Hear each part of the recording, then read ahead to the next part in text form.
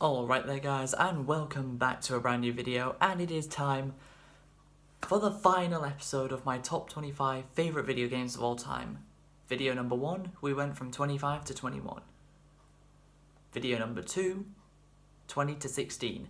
Number 3, 15 to 11. Number 4, that was uploaded on Friday, 10 to 6. And today, for the final episode, it's 5 to 1. So, coming in at the number 5 spot is Uncharted Drake's Fortune, aka Uncharted 1. So when it came to the PS3, Insomniac decided to stay with platformers as they continued the Ratchet and Clank series, but Naughty Dog decided to go in a different route when it came to the start of their PS3 games, as they had Crash Bandicoot for PS1, Jak and Daxter for PS2, but they decided to go a whole different route, and that's how we got Uncharted for PS3, and then 4, when Uncharted 4 came out. Uncharted Drake's Fortune is the story of treasure hunter Nathan Drake looking for the lost city of El Dorado, only to find out that it's not a city, it's actually a cursed Inca statue. And also, Uncharted 1 was the first game it was the first game this year I started Let's Playing on my channel, and of course we finished it. And we're now over halfway through Uncharted 2. But Uncharted 1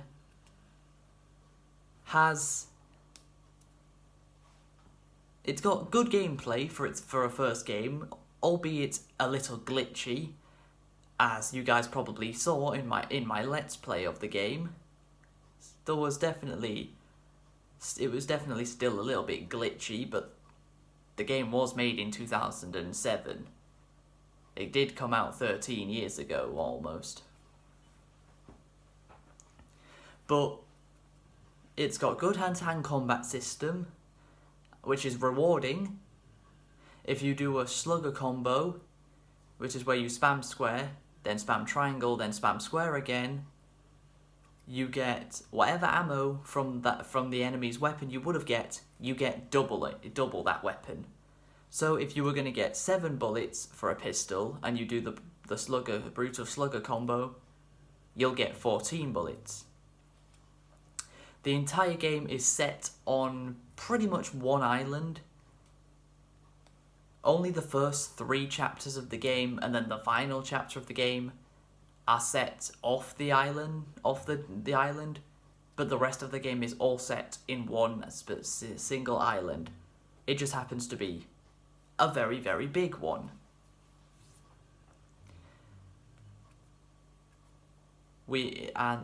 Most of the areas in the game have a jungle aesthetic to them, and which worked very well for Uncharted 1. The other 3 games incorporated a jungle/forest type area into them because it worked so well in the first game. With Uncharted 2, Borneo at the very start of the game, and then the chapter 13, there's loads of trees around the train section. Then we have the chateau in Uncharted 3, and then we have Libertalia in Uncharted 4. So all 4 games have a jungle area in them, but the first game is pretty much almost exclusively jungles. Now, Naughty Dog needed to make good, impressionable good characters needed to make some good characters to get them started off on the right foot. We'd had Crash Bandicoot, a loved PlayStation character. We'd had Jak and Daxter, maybe not as loved characters, but still well known. So Naughty Dog gave us Nathan Drake, who is a pretty good badass. He can climb, he can shoot, he can fight, and he even has the sarcasm to go along with it. We have Victor Sullivan, who's the old man that still got it, and Elena Fisher, the perky female character, to ease to sometimes ease the tension and even chip in with a few funny comments herself.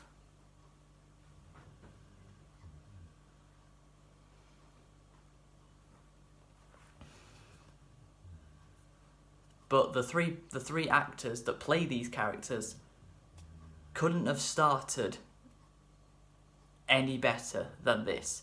Nolan North, he is my favourite actor of all time, and Uncharted Drake's Fortune is what got him started with acting. Once he did Uncharted 1, he got acting gigs everywhere, in all sorts of games, even some movies.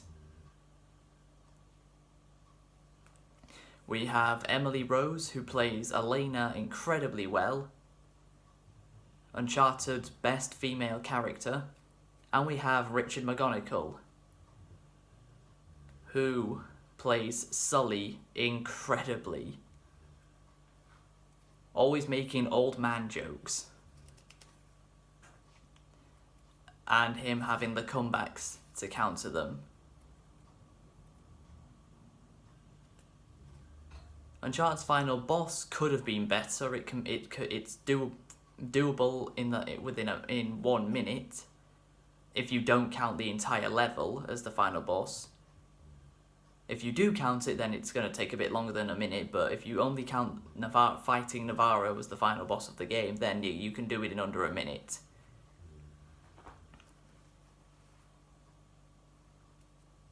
You're given supernatural descendant creatures that inhaled some of the gas from the El Dorado statue, which basically turns them into Nova Crawlers from COD Zombies. Even though Nova Crawlers weren't added until 2010, and Uncharted 1 came out in 2007, so really Treyarch kinda copied Naughty Dog with the Nova Crawlers and the Descendants. Which, funnily enough, the Descendants, the noises, the growls they'd make, are done by Steve Bloom, who plays Dempsey in Zombies. So that's kind of funny how Dempsey is in both games and he plays the Descendants that look like the Nova Crawlers, and then he kills the Nova Crawlers in Zombies. But yeah, great characters, pretty good gameplay, a pretty good story. Some albeit some glitchy gameplay stuff, or we have the jet ski, the most terrible controlling part of the whole game. I don't know a single person who although I don't know many people that have I don't actually know personally know that many people that have even played Uncharted 1, but probably everyone hates the jet ski section because it controls so badly. Thank God they removed it and never brought it back in any of the next 3 games.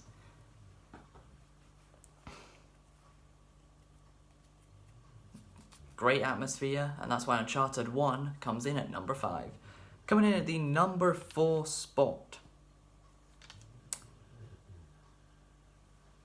is a game I started Let's Playing in the summer of 2019, but didn't finish until the end of November for 2019. That game is Quantic Dream's most recent game, Detroit Become Human. You guys know that last episode we had Heavy Rain at number 7, which Quantic Dream also made, but this is definitely their best game so far. Detroit Become Human is the story of a futuristic society in the year 2038, so 18 years from now, in a society where androids exist and they're like your people's personal helpers in their houses. But this game follows the story of 3 different ones. Connor, voiced by Brian Deckard.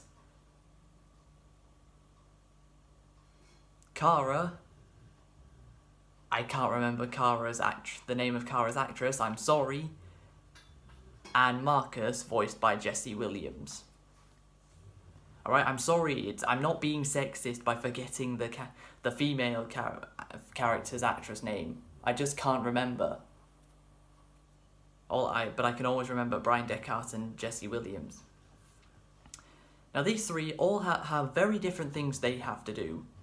Connor's main job is to help Hank Anderson, a Detroit police lieutenant, investigating android attack cases. Hank is actually voiced by Clancy Brown, who is much better known as Mr. Krabs from SpongeBob. Kara is tasked with helping out a man named Todd with his daughter Alice, who happens to also be an android, but you don't find that out until the end of the game. But like most things that I don't want spoiling, I have Connor to spoil them for me anyway. So yeah, I kind of already knew Alice was an android before the game revealed she was an android. And we have Marcus, who is the helper of an elderly man named Carl, whose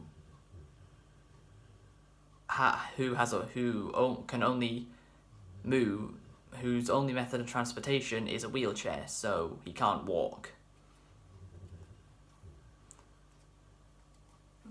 But Todd goes on a rampage and almost kills Alice, leaving Kara to having to save her.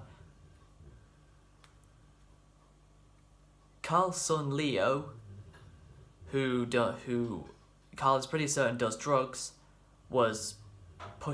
started threatening Marcus while Carl was having a heart attack at the same time and then died. Well, if you choose to fight back, I don't think he dies until later on. But if you don't fight back against Leo, Carl dies. So the story is quickly swung around where Kara is on the run with Alice from the cops. Marcus is tossed into an android waste dump where he has to put new parts of him into himself and then find a place called Jericho, which is actually of a massive ship at the Detroit port of all other androids that have been tossed away and deemed useless. Then they start planning a revolt against the humans since they're treated so horribly. And androids finally stop just obeying humans and actually start thinking for themselves. Something humans were hoping would never happen. The only person who doesn't really have that feeling until the very end of the game is Connor. Connor only breaks out of his barrier at the very end of the game. But the thing about this game is, just like Heavy Rain and Beyond Two Souls, it's a choice-based game. And it's one of the only games where it's choice-based, but it's not an episodic game, like most choice-based games, like Life is Strange and the Walking Dead games.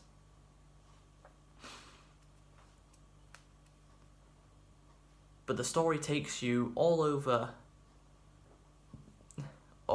Detroit, whether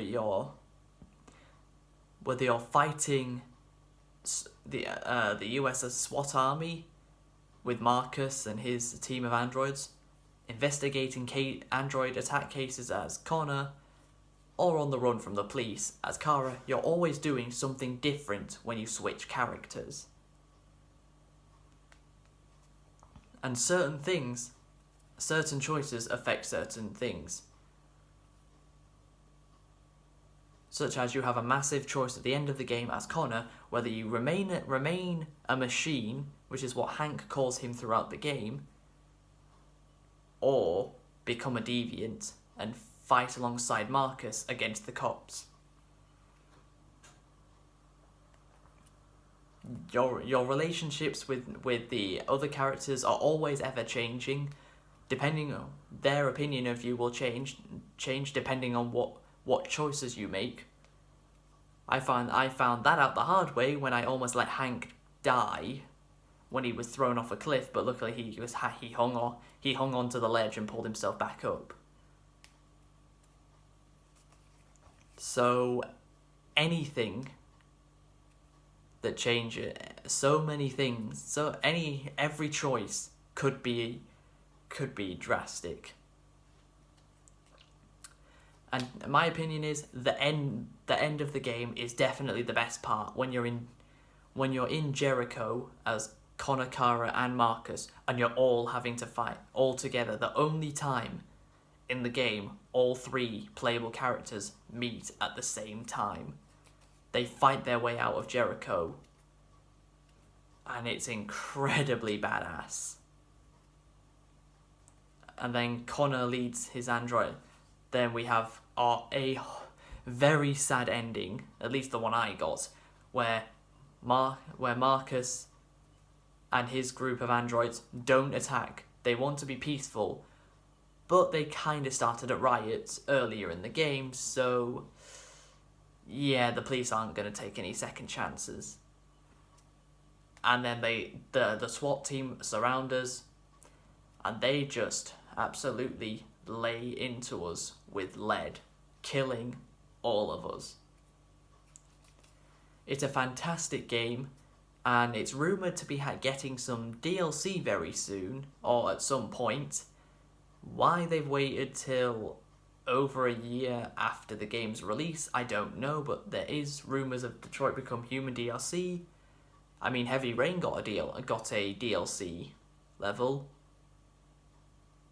that was completely unrelated from the main story.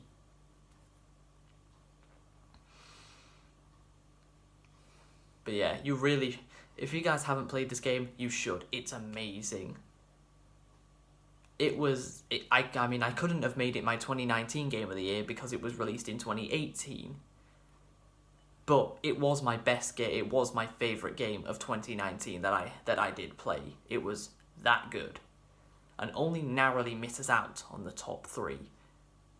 Now, coming in at the number 3 spot is The Last of Us. That's right, you knew this was gonna be here. I didn't stop sucking it off the entire time throughout my entire Let's Play from the end of November last year to the end of January of this year, and then the Left Behind DLC throughout February.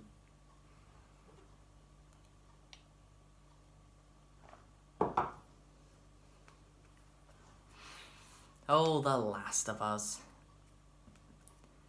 The Last of Us is arguably a decade-defining game. Like, so many people at the end of 2019 were putting The Last of Us as their game of the decade.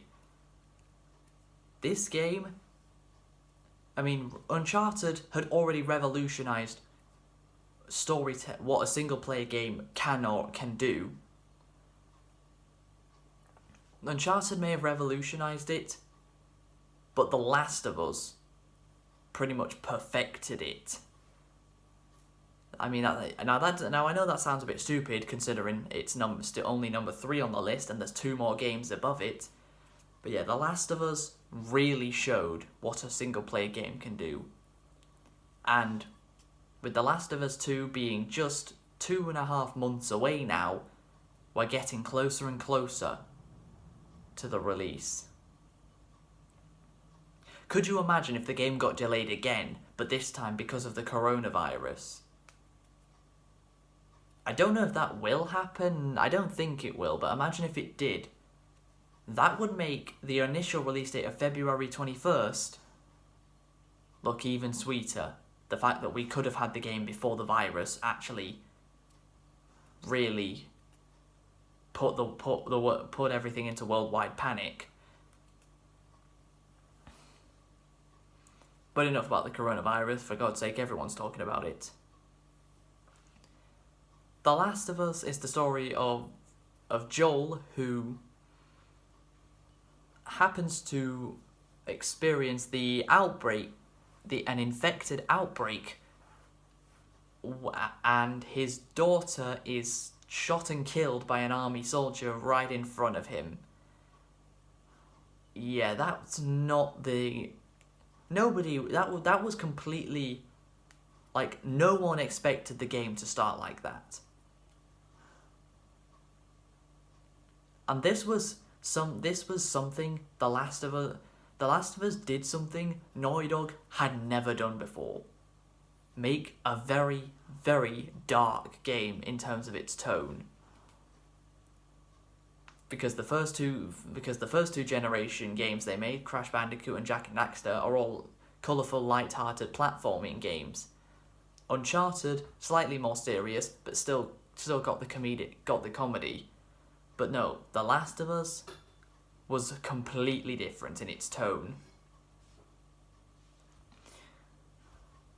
After Joel loses his daughter, we fast forward 20 years into the future, where Joel and his friend Tess have to go pick up some guns from a man named Robert that stole them. The guns from them. After he's killed, you meet the queen of a group called the Fireflies, who are very important when it comes to the infected attacks. She takes you back to her hideout, and you meet Ellie, real protagonist of this franchise, since as far as we know, Ellie is the only playable character in The Last of Us Part 2. And Marlene tells Joel and Tess, take Ellie to the Capitol building and she'll give them their guns back. That doesn't go to plan as they make it to the Capitol building, but all the Fireflies inside are already dead. And Tess got bitten, so she ends up getting killed by the army soldiers as well. Ellie is also infected, but people turn from human to infected within 2 days, and Ellie has been infected for 3 weeks and still hasn't changed.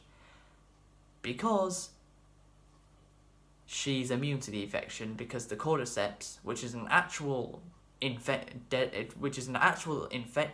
fungal infection in real life that takes over a creature's mind, most notably ants. So they decided to use that to create the infection for The Last of Us, which is a real infection. It's not just one they made up.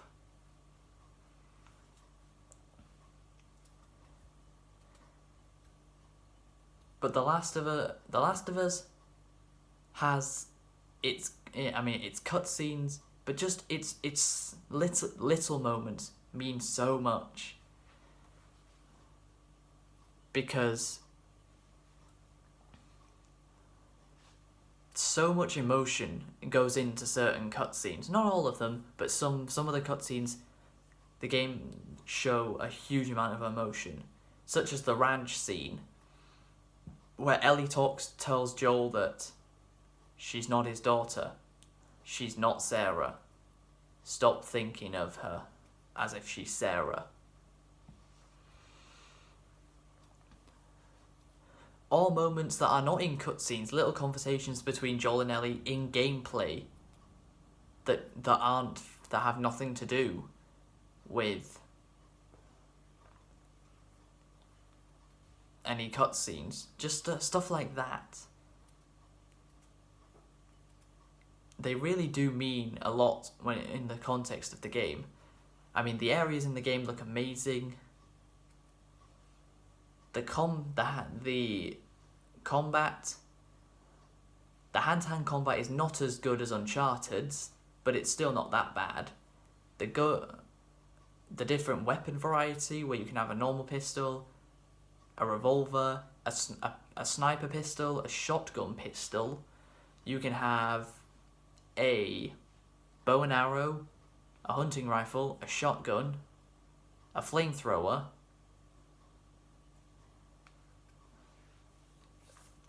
There's a good variety of weapons, but crafting. Crafting is a huge part of The Last of Us. You can craft nail bombs, which were kind of like Uncharted's grenades, only somebody has to stand near one for it to explode. We have Molotovs. I mean, I think you guys know what a Molotov is. You throw it and it creates fire wherever it lands. You can craft med kits, which heal you. And you can craft smoke bombs, which in my opinion are quite useless. Even if I did use all three in my very last episode of The Last of Us, in my Let's Play, after I died, after having an almost flawless, perfect run of 0 deaths throughout the whole series, and then die on the very last level mission of the game. Of course I did.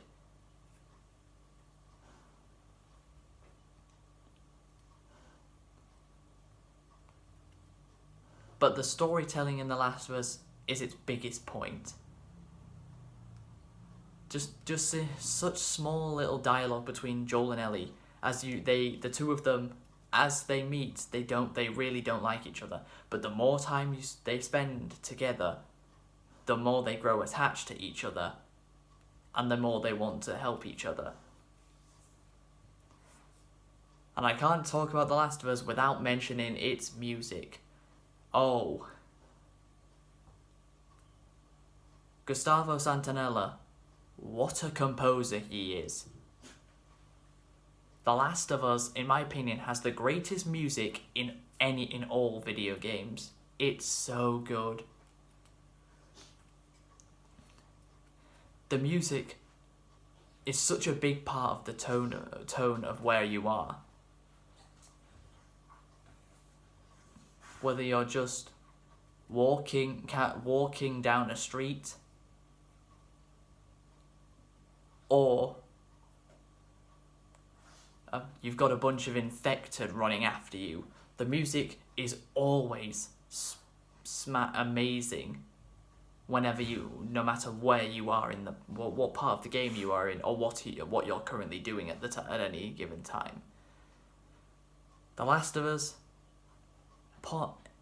I guess, could be considered a generation-defining game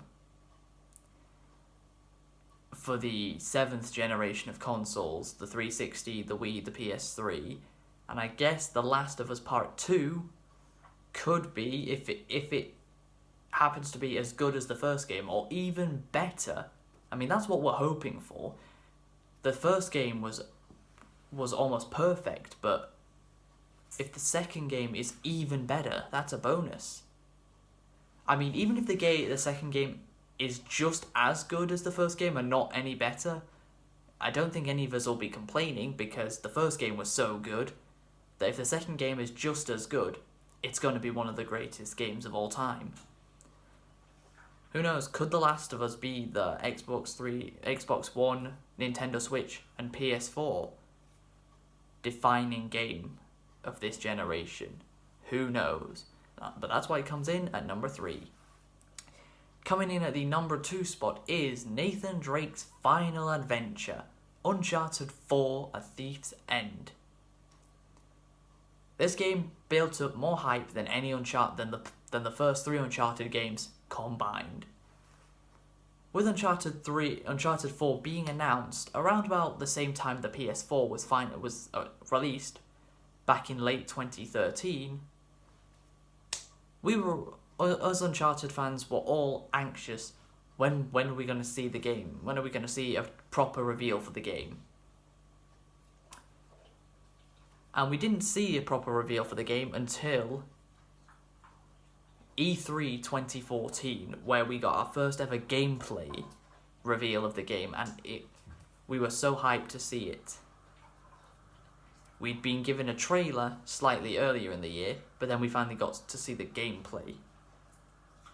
Then at E3 2015, we got another gameplay trailer. Well, not trailer, another gameplay demo to see before, in May of 2016, the game was finally released. The game follows Nathan Drake, of course, in his final adventure, where he and his brother Sam are looking for Libertalia, the famous lost pirate utopia, the biggest pirate treasure utopia, lost treasure in history of pirates. But Nate is not alone, and he's also joined by more than just his original trio of him, Elena, and Sully. This time we also have Samuel Drake, Nate's older brother, who supposedly died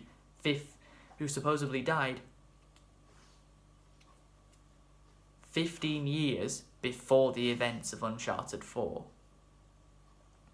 So yeah, Sam supposedly died before Uncharted 1 even happened.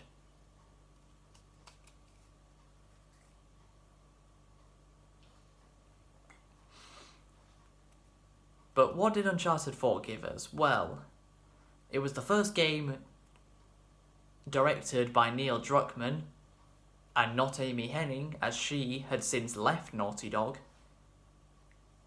So, after directing The Last of Us, and what a massive success it was, Naughty Dog decided to give Neil Druckmann the creative director role for Uncharted 4, the only Uncharted game he's ever directed. And he did a pretty good job, didn't he? The hand-to-hand combat for Uncharted 4 had been slightly changed to where instead of being able to just counter your enemy and then beat them in one hit afterwards, the enemy actually has to grab you before you can counter them. The feature from Uncharted 3 where you take down an enemy with hand-to-hand combat and then take their gun off them when you take them down, that returned. The gun combat is just as good as ever. The puzzles had been changed to be more from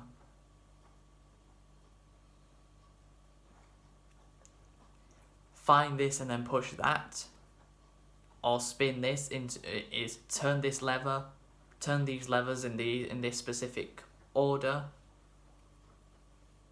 in order to open up the next area, which was one of them was particularly difficult, but the rest weren't too hard. We had a similar puzzle to Uncharted 3's puzzle in the chateau just before you find the amulet, where you have to align those 4 squares into their specific spots. We had a similar puzzle in Uncharted 4 with light, with symbols, light aligning with the light that is peering into the room.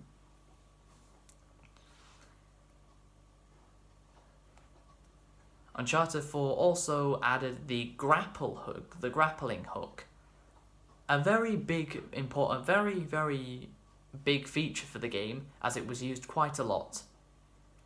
And 2015 and 2016 seem to be the years of grappling hooks in video games. I don't know why. I mean, 2015 we had Assassin's Creed Syndicate have a grappling hook, Just Cause 3 have a grappling hook, but that was always going to happen because Rico Rodriguez also always has a grappling hook. Dying Light, there's a grappling hook. And for 2016, it was Uncharted 4 that had a grappling hook. I don't know why, but grappling hooks seem to be a trend in games back around 2015, 2016.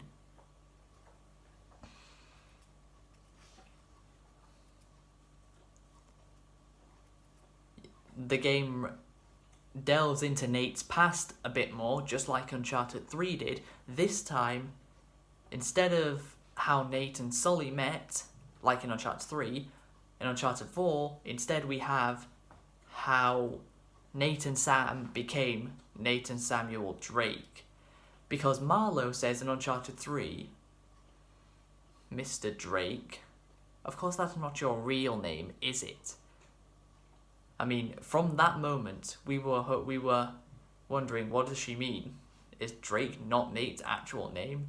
And then in Uncharted 4, we have a flashback chapter later into the game, not too far from the end of the game, where Nate and Sam have their last name, their original last name revealed as Nathan and Samuel Morgan, not Drake.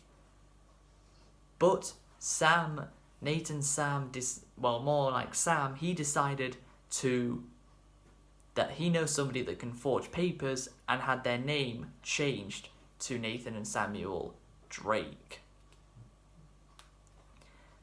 And that's, from then on, Nate and Sam just kept their last name as Drake, even though that's not actually what it was.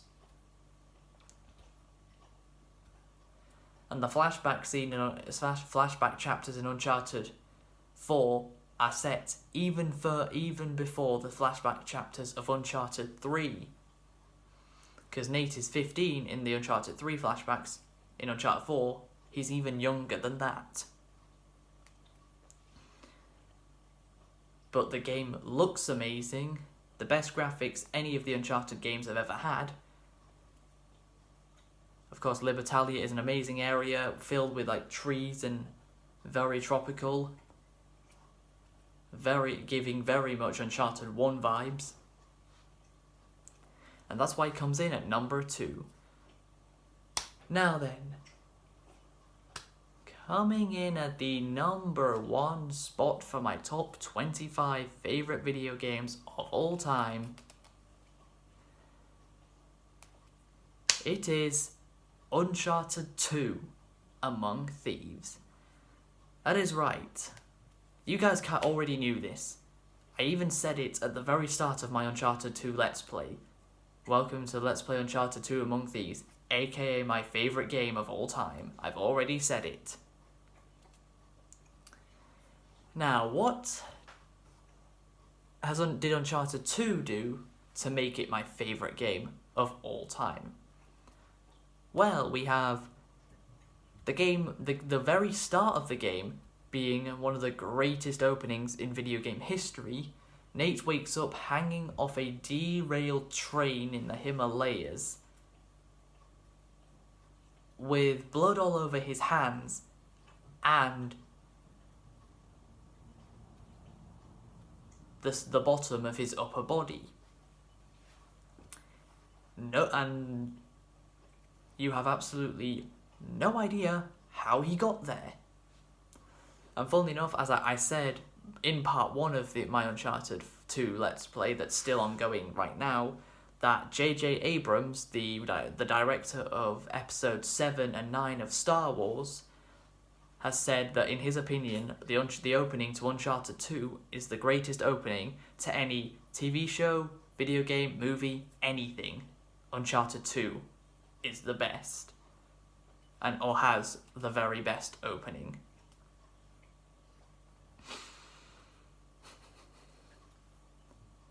So the very beginning of Uncharted 2 already puts you straight into it. Uncharted 4 happened to do exactly the same thing. Both Uncharted 2 and 4 start in the very middle of the game. Uncharted 2's first chapter and Uncharted 4's prologue start you around halfway through the game, and then go back to how you got into that situation in the first place. Uncharted 2 had Nathan Drake return, of course. Elena and Sully made their returns, although Sully was very, very underused we only see him in chapters 2 and chapters 3 and 4, and then we see him again in the very last cutscene of the game. But apart from that, he's not really in the game at all. We have Claudia Black joining our heroes cast as Chloe Fraser. We have Graham McTavish as our main villain, Zoran Lazarevic. Steve Valentine as our English prick villain. Because after Uncharted 1, Naughty Dog decided, let's add in an English villain at least one English villain for the next for every next game, which we had Flynn as the British villain for Uncharted 2. We had Marlowe and Talbot as the Uncharted 3 British villains. And then we had Nadine Ross as the Uncharted 4 British villain. At least, I think she is. But Uncharted 2 was revolutionary. And this game was like, hey, you think single-player games can't do very much? Watch this, then. Uncharted 2's story is the story of Nathan Drake looking for the lost city of Shambhala, aka Shangri-La. He goes through various places such as the Himalayas, Nepal, a Turkish museum, a Tibetan village, Shambhala itself, the mountains, which I guess are the Himalayas, maybe? No, they're not. They weren't in the same place.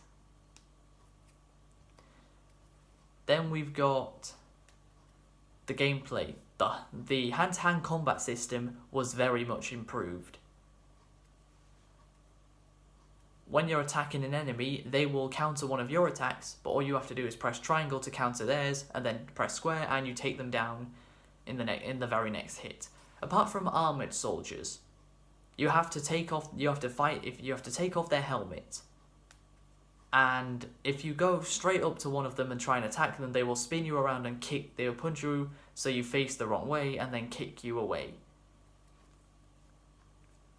Sometimes that won't happen, you can just straight away fight them and you can take their helmet off, but most of the time they're just going to push you away and kick you, and then you're going to have to just shoot at them instead.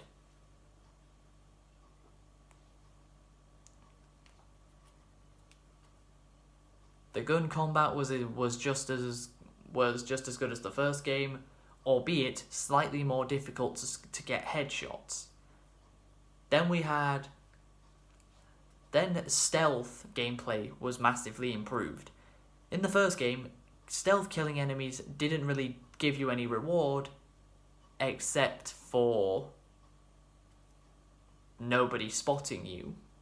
In Uncharted 2, they changed it so when you took down an enemy with stealth, you would get an extra reward. You would get whatever weapon they were holding would appear and you could pick it up, but they would also drop something else.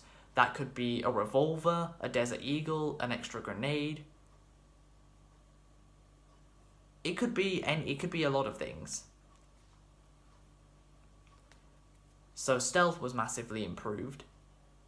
The environments were massively improved. Of course, we didn't just have forest areas like we did in the first game.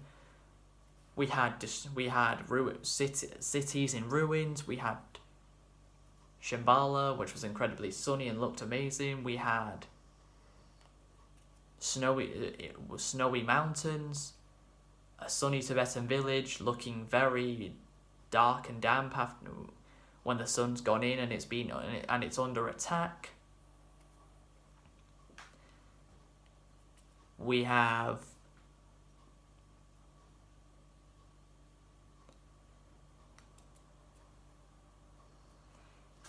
an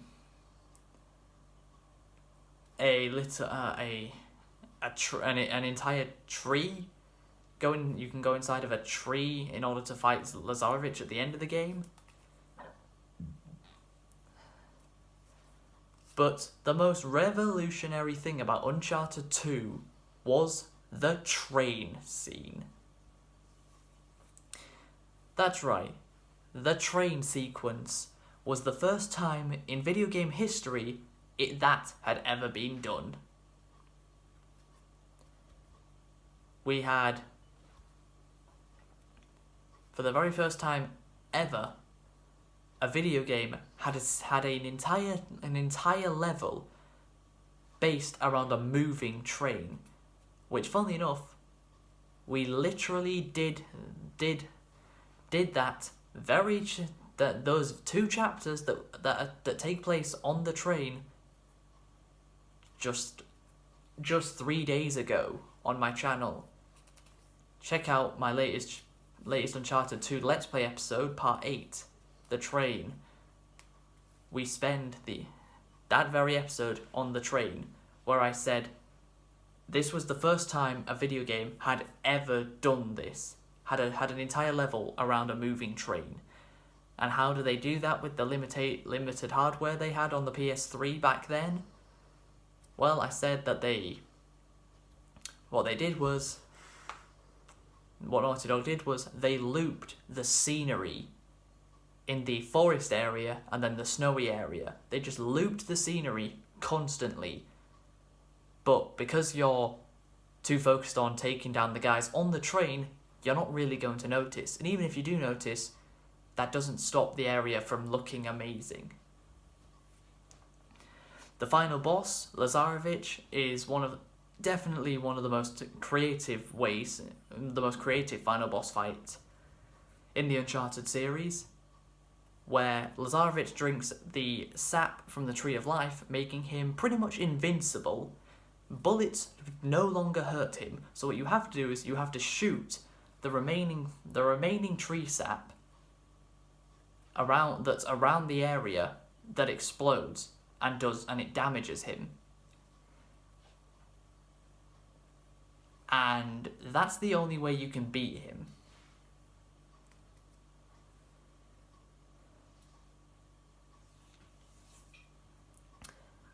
But yeah, although saying that, Uncharted 4 did have an incredibly creative final boss fight, where the main 2 pirates that had this treasure, Henry Avery and Thomas 2, killed each other in the ship that all the treasure is in, and then Nathan Rafe, who's the main villain of Uncharted 4, all fought each other with pirate swords, just like Avery and 2 did. But I'd still say the Lazarevich boss fight is just a bit more creative, having to use explosives as your only means of attack. And Lazarevich can shoot the tree sap as well and damage you, and even throw... After the first wave, he throws 1 grenade. After the second wave, he throws 2 grenades. And after the third wave, he throws 3 grenades at you. It's not so much them damaging you, it's them stunning you, and then him killing you with his sawn-off shotgun. Which may have been hinting at the gun being a usable weapon in Uncharted 3. Because you can then use the sawn-off shotgun in Uncharted 3, but only Lazarevich could use it in Uncharted 2. And that's why Uncharted 2 is, and probably will be, my favourite game of all time. The only game I can really ever seeing surpass Uncharted 2 is The Last of Us Part 2. That's the only game that I think even has a chance at surpassing it for my favourite game of all time. But it's going to have to be the greatest game of all time ever made, better than everything ever, to surpass Uncharted 2. So that's going to be the end of my 5-part mini-series of my top 25 favourite video games of all time.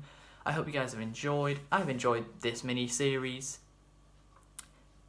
as my first 6 list videos were my top 20 Call of Duty Zombies maps, and then my top 10 favourite video games of all time, and I did a 5-part mini-series that time, which was for 1,000 video views. That's why I made the original top 10 list, and covered 2 games per video.